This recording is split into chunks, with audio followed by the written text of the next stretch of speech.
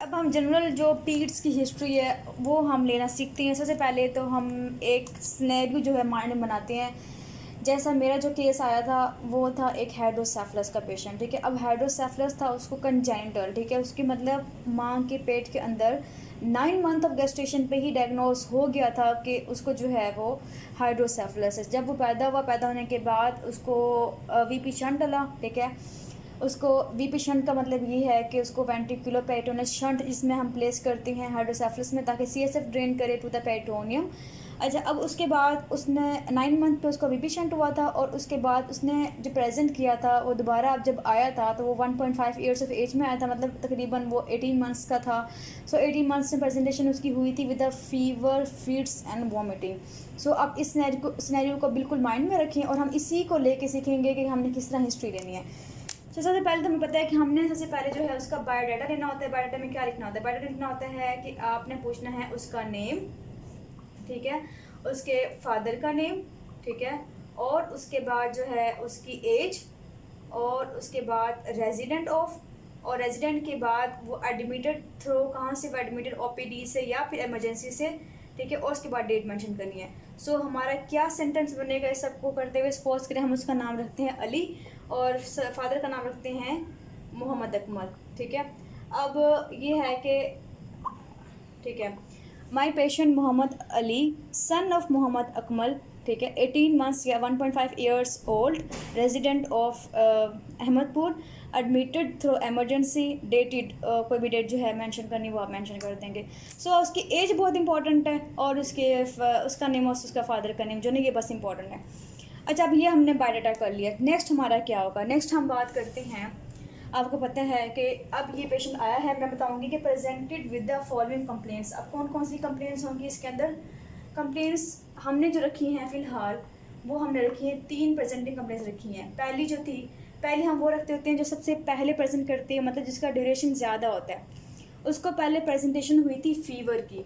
Fever उसको था 3 days से। एक और बात बहुत इंपॉर्टेंट वो ये कि अगर आप पेशेंट के पास जाते हैं और वो हॉस्पिटल में 20 डेज से एडमिटेड है, सपोज करें 20 दिन से वो एडमिटेड है, तो फिर आप प्रेजेंटिंग कंप्लेंट्स कौन से लिखेंगे? सपोज करें उसको 20 डेज से एडमिटेड है, उसको आजकल बुखार चल रहा है हॉस्पिटल के अंदर, तो आप क्या लिखेंगे? आपने हमेशा प्रेजेंटिंग कंप्लेंट्स वही रखनी है जब उसने एडमिशन लिया था वार्ड के अंदर, जब वो इमरजेंसी आया था, ठीक है। तो उससे जो पहले हुआ, सपोज करें अब हम प्रेजेंटिंग कंप्लेंट्स लिखेंगे तो फीवर उसको कब था? अगर सपोज करें 20 दिन उसको एडमिट हुए हैं तो 23 दिन पहले बुखार आया था। सो हम 3 डेज ही लिखेंगे कि जब वो आया इमरजेंसी में उससे 3 दिन पहले उसको बुखार हुआ था। पहले हमने ये कर ली। सेकंड हम करते हैं वॉमिटिंग। फीवर के साथ उसको आया था वॉमिटिंग। वॉमिटिंग कब से था उसको? वॉमिटिंग वो था 1 दिन से, ठीक है, 1 डे से। थर्ड हमने इसकी बात रख दी है फीड्स। फीड्स उसको कब थे? फीड्स उसको थे 1 डे से, ठीक है। आपके वार्ड के अंदर शदीद वाले केसेस किस चीज़ के होते हैं? फिट्स, फीवर, फीड्स, मेनिंजाइटिस के बहुत केसेस आते हैं। सो ये जो है इसकी बहुत इंपॉर्टेंट हिस्ट्री है इसकी। अच्छा, अब हमने कर लिया है fever, vomiting and fits presenting complaints. अब इसकी HPI लिखनी है। HPI बहुत ज़्यादा जो है वो एक ट्रिक है आपके लिए कि आप है ना किस तरह लेते हैं, क्योंकि डिफरेंट डिजीज़ होंगी। डिफरेंट डिजीज़ के लिए जो है वो HPI चेंज हो जाएगी हमने जिस तरह करनी है। सो इसके लिए एक ट्रिक्स होती हैं और आपने उसको लेके चलना है। और ये है कि आपने अपनी जो है बेड साइड और एक छोटी बुक होती है वो आपने रखनी है साथ, और उसको देख के आपने, अगर आपके फीवर की कंप्लेंट्स हैं तो फीवर के कौन कौन से जो हैं आपने नोट करनी है वो करनी है। वॉमिटिंग की क्या हम लिखते हैं, और फिर की जो है हमने क्या HPI में एक्सप्लेन करते होते हैं वो हमने पूछना है। सो अगर हम आगे चलें इसको HPI के अंदर, तो HPI में हमें बताया। अब HPI में एक बात बहुत इंपॉर्टेंट जो मैं बताने वाली हूँ वो ये कि मैंने बताया आपको कि माई पेशेंट जब प्रेजेंट किया है 18 मंथ्स में, 18 मंथ्स ऑफ एज में with the fever, feeds, vomiting, लेकिन वो पहले से एक डायग्नोस्ड केस था किसी कंजेंटल हाइड्रोसेफलस का। सो यहाँ पे एक बात चेंज हो जाती है कि जब भी आपका पेशेंट कोई नाउन केस हो, चाहे वो नाउन केस हो नेफ्रोटिक सिंड्रोम का, चाहे वो नाउन केस हो कंजेंटल हार्ट डिजीज़ का, चाहे वो नाउन केस हो कंजेंटली कोई प्रॉब्लम्स पोज करी हैं, तो आपने HPI में सबसे पहले मेंशन करना ही करना है। इससे क्या होता है कि आपकी जो है आगे DDS बनाना बहुत ईजीली आसान हो जाता है। अब मेरा पेशेंट था कंजेंटल हाइड्रोसेफलस का, so I will mention here कि my patient was a known case, ठीक है। My patient was known case of किसका? Congenital hydrocephalus. और कंजेंटल हार्ट कहाँ पे डिagnosis था, डायग्नोस कब हुआ था, 9 मंथ ऑफ गैस्ट्रेशन पे डायग्नोस हो गया था। फिर he undergoes the VP shunt at 9 months of age, ठीक है। 9वें महीने, जब 9 महीने का वो हो गया था तब उसको वीपी शंट डला था, ठीक है। नो प्रेजेंटेड विद द, अब ये आपने बताना है, no presented with fever, no presented fever, vomiting and वो वॉमिटिंग, और हमने थर्ड बात की थी फिट्स की, ठीक है। तो ये प्रेजेंट किया था।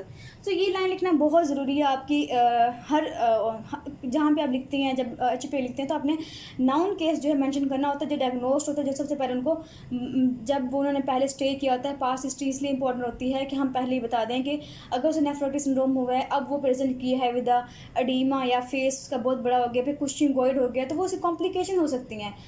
मेरा पेशेंट जो था वो कंजेंटल हाइड्रोसेफलस का था, तो अब अगर प्रेजेंट किया है तो इसका मतलब ये कंजेंटल हाइड्रोसेफलस की ही वो कॉम्प्लिकेशन हुई है, ठीक है, उसको अगर प्रॉब्लम हुई है। तो इसलिए इसको करना आसान होता है। अब उसके बाद अब क्या है कि अब फीवर की मैं सारी कैरेक्टरिस्टिक बताऊंगी, वॉमिटिंग की बताऊंगी और फिट्स की बताऊंगी। अब आपकी पीरियड्स में जो है हमने पहले जो है वो फीवर वॉमिटिंग की 3rd या 4th में जो है ना वो सब ने की होती हैं कि इसमें जो है ना हमने क्या करें, सपोज करें कि हमने ड्रॉप स्कैट को फॉलो करना होता है, ठीक है। हमने क्या क्या पूछना होता है कि फ़ीवर अगर उसको है तो क्या क्या बातें पूछते हैं। फ़ीवर पूछते हैं कि आज उसका जो है ड्यूरेशन कितना है, 3 दिन हो गया, और वो स्टार्ट कब हुआ आपने मेंशन करना है कि इट स्टार्ट्स ऑफ द, हाँ ये एक और बात कि वो ट्रॉमा के साथ आया था। ट्रॉमा मतलब ये कि पेशेंट जो है ये गिर गया था। सो गिरने के बाद जब ये फ़ौरन इसको बुखार आ गया था, हमने बताना है कि it starts after the trauma from 3 days, sudden in onset, ठीक है, और कॉन्टीन्यूस है मतलब ग्रेजुअली इंक्रीज कर रहा है, या फिर आपका इंटरमीडिएट है वो आपने मेंशन करना है। डायनल वेरिएशन मतलब सुबह ज़्यादा होता है शाम को ज़्यादा होता है, ये आपने मेंशन करना है। और इसके अलावा इसके जो हैं, हाँ रिलीफ किससे हुआ है, मतलब आपने स्पंजिंग की है, मेडिकेशन दी है, या फिर हॉस्पिटल लेके आए हैं, और एग्रीवेटिंग फैक्टर्स कौन कौन से थे इसके। तो ये सारे आपने ना आपके बुक में लिखे भी हुए हैं सारे फीवर के, तो आपने वो कैरेक्टरिस्टिक मेंशन करनी ही करनी है। एक और बात आपने बतानी है कि फ़ीवर जो था वो डॉक्यूमेंटेड था या नहीं। डॉक्यूमेंटेड का मतलब ये है कि उन्होंने थर्मामीटर से चेक किया था या नहीं। अगर चेक किया था आपने मेंशन करना है कि documented and it was 104 high grade, ठीक है। अगर डॉक्यूमेंटेड नहीं था तो आप लिखेंगे दैट वाज, अगर वो माँ कहती है कि बहुत ज़्यादा तेज़ बुखार था, आप कहना high grade but non documented, मतलब डॉक्यूमेंट नहीं किया गया लेकिन माँ के अकॉर्डिंग जो है वो हाई फीवर था। तो ये आपने इसमें मेंशन करना ही करना होता है। फिर वॉमिटिंग की बात करें तो वॉमिटिंग की आपने बताना है कि वो ड्यूरेशन कितना है, कि 1 दिन हुआ इसको, और कितने उसके एपिसोड हुए हैं। 10 दफ़ा उल्टी आई है, 20 दफ़ा उल्टी आई, जब जितनी दफ़ा आया। मेरे पेशेंट को उल्टी आई थी हर हाफ एन आवर के बाद उसको आई थी, पूरा दिन आती रही थी।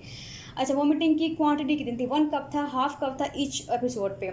उसके बाद उसमें कंटेंट्स क्या थे, ठीक है, उसमें मतलब GID कौन से कंटेंट्स थे, मतलब ग्रीन कलर की थी या फिर वाटरी थी या फिर जो है फूड पार्टिकल्स में थे। सो ये आपने मेंशन करना है। प्रोजेक्टाइल थी या नॉन प्रोजेक्टाइल थी, ये आपने मेंशन करना है लास्ट में, ठीक है, इसके अंदर। अच्छा, प्रोजेक्टाइल और नॉन प्रोजेक्टाइल का जो है कंसेप्ट बच्चों को समझ नहीं आता है कि हमने पूछना है क्या।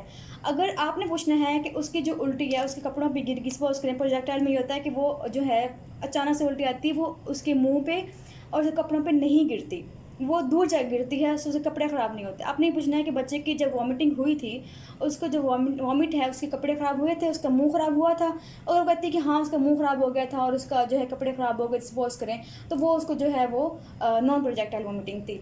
अच्छा जी, हमने ये पूछ लिया, कैरेक्टर पूछ लिया, कुछ और बातें शायद हों, शायद मैंने मिस कर दी हूँ, तो वो आपने जो है वो वेबसाइट खोल के देख लेनी है। वॉमिटिंग के कौन कौन से आपने फीचर पूछने हैं फर्दर ना। अच्छा, वॉमिटिंग रिलीफ कैसे हुई थी, और ये हमने पूछ लिया इसके अंदर, और एग्रीगेट क्या बोलती है। उसके बाद हमने बात कर ली, अब हम बात करेंगे फिट्स की। अब फिट्स की आपने कंप्लीट बतानी है। अब हम क्या चल रही हैं, हमने जो है प्रेजेंटिंग कंप्लेंट की डिटेल पूछ रहे हैं। अब हम डिटेल क्यों पूछ रहे हैं, फीवर अगर है तो किस जैसी है, वॉमिटिंग है तो किस जैसी है, फिट्स हैं तो क्या वजह है कि फिट्स पड़ रहे हैं। अब फिट्स के अपने क्या क्या क्वेश्चन पूछने होते हैं। फिट्स के बहुत सारे क्वेश्चन हैं, आप वर्ड्स में भी पढ़ेंगे, ठीक है, बहुत से क्वेश्चन हैं इसके। क्या क्या क्वेश्चन होते हैं, सबसे पहले कि फिट्स के जो हैं दौरा जो उसका पड़ा है, और आम ज़बान वो ये कहते हैं कि इसको जो है वो दौरा पड़ा है। अच्छा, फिट्स के जो हैं उसमें क्या होता है कि कितने एपिसोड हैं। जो मेरा पेशेंट था उसको 1 एपिसोड था, ठीक है, 1 एपिसोड था। ड्यूरेशन कितना था, कितना लंबा ये चला था। ये मेरे पेशेंट में 2 आवर्स का था।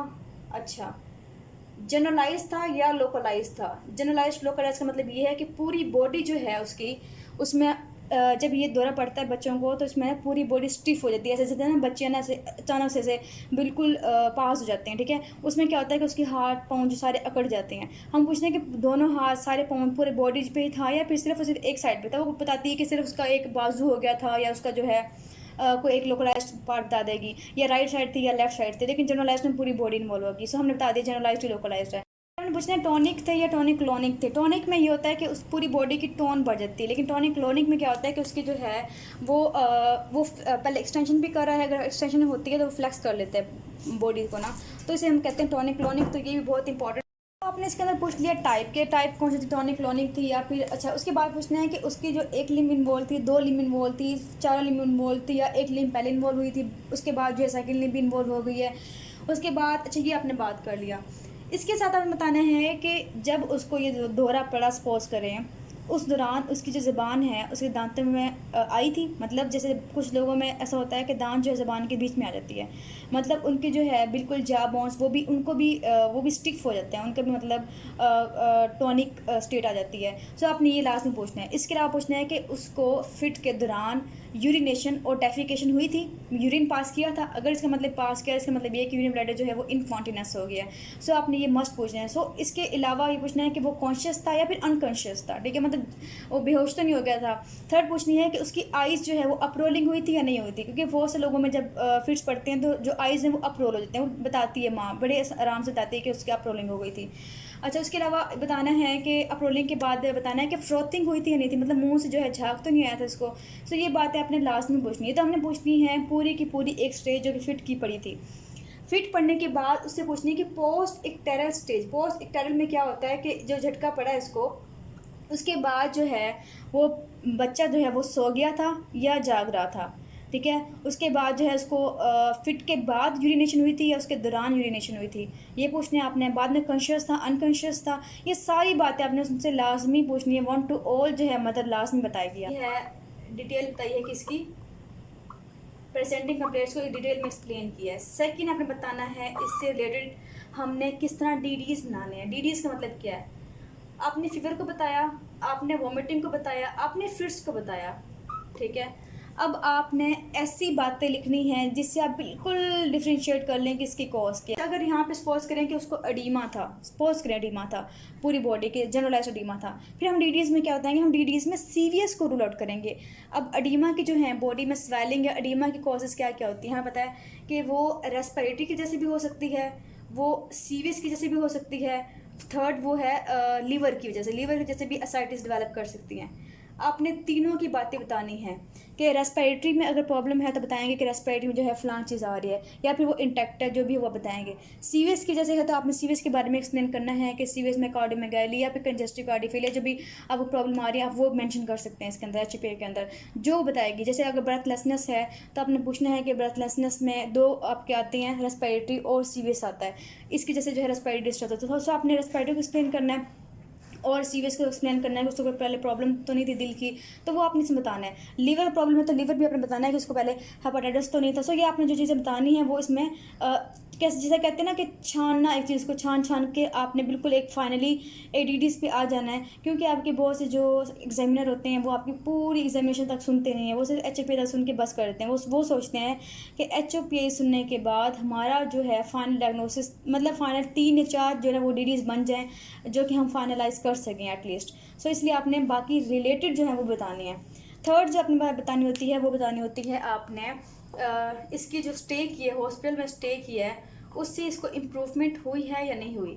इससे हमें पता चलेगा कि हम उस बात पे पहुंच पाए या नहीं पहुंच पाए। आपने बताना है कि जैसे 20 दिन से अगर स्टे है उसका तो हम कहेंगे कि पेशेंट इज़ फीवर और जो उसका है शी वाज ऑन आईवी, ठीक है, आईवी एंटीबायोटिक या जो भी आप ले लें नाम, लेकिन ड्रग्स के नाम लिखने नहीं है, बस हमें बताना है कि उसने इतने स्टे किया तो तब से उसका जो वो फीवर है वो वॉमिटिंग का दोबारा एपिसोड नहीं हुआ, फिट का दोबारा एपिसोड नहीं हुआ, और इसके अलावा जो है फीवर जो है अगर उसको दोबारा हो गया तो आप मेंशन करेंगे कि फीवर जो है वो बार बार हो, क्योंकि 20 दिन से अगर स्टे किया हुआ इसका मतलब ये है कि उसको कोई ना कोई मसला प्रॉब्लम है तो वो स्टे किया हुआ है, तो हम लिख देंगे कि फीवर जो है वो ठीक नहीं हो रहा उसका। सो स्टे में जो हॉस्पिटल स्टे में है उसमें क्या इंप्रूवमेंट आई है वो आपने लाजमी एचपीए के अंदर ही मेंशन करनी होती है।